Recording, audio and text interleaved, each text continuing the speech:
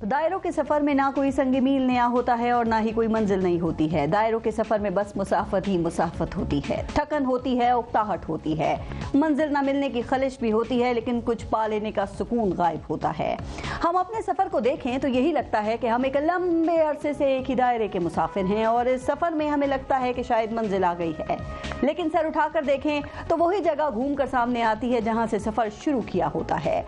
रियाजीदान इस दायरे का हजम, कत्ल और अहाता तो बता सकते हैं, इस दायरे के सफर के आगाज और अंजाम पर भी बात कर सकते हैं, इस सफर की रफ्तार की कमी और तेजी पर भी बहस कर सकते हैं, लेकिन ना इस दायरे की शक्ल बदल सकती है और ना ही इस दायरे को तोड़ सकते हैं। हमारे सियासी दायरे का सफर पतरस बुखारी के इस गधे जैसा होता है जो अपनी धुन पकड़ने के चक्कर में सारा दिन घूमता रहता है और देखने वाले उसको देखकर हंसते हैं और उसकी अकल का मजाक उड़ाते हैं। हमारे मुल्क में ये दायरा इक्तिदार का दायरा है, ताकत का दायरा है, मफादात का दायरा है। ये दायरा एक ही वक्त में किसी के लिए इतना छोटा होता है कि उसका सांस लेना मुश्किल और किसी के लिए इतना वसी और अरीज के दूर दूर तक कोई मुकाबिल नहीं। 90 की दिहाई में ये दायरा कभी बेनजीर भुट्टो के लिए तंग होता तो कभी मियां मोहम्मद नवाज शरीफ के लिए इससे गुजरना और इसके अंदर रहना नामुमकिन होता। जब दोनों ने अपनी अपनी बारी में इस दायरे की घुटन महसूस की तो इसको तोड़ने का फैसला किया। पाकिस्तान पीपल्स पार्टी और नून लीग ने इस दायरे से निकलने के लिए मिसाके जमहूरियत किया तो उस दायरे में एक नई एंट्री हो गई। दायरे के सफर में नया टिकट हासिल करने वाली सवारी पाकिस्तान तहरीक इंसाफ थी।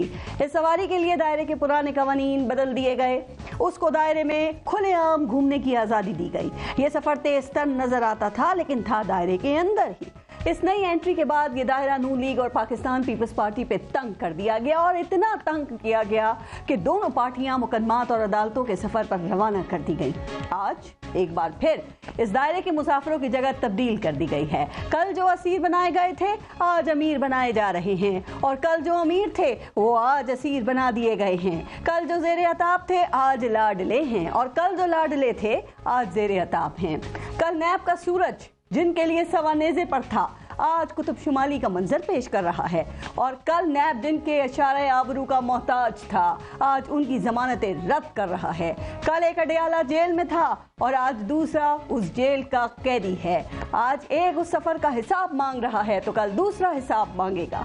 अब समझ में नहीं आता कि इस सफर पे हंसा जाए या रोया जाए या फिर ये कहा जाए कि मेरे नसीब में लिखा है दायरों का सफर, मैं इस हिसार से बाहर निकल नहीं सकता।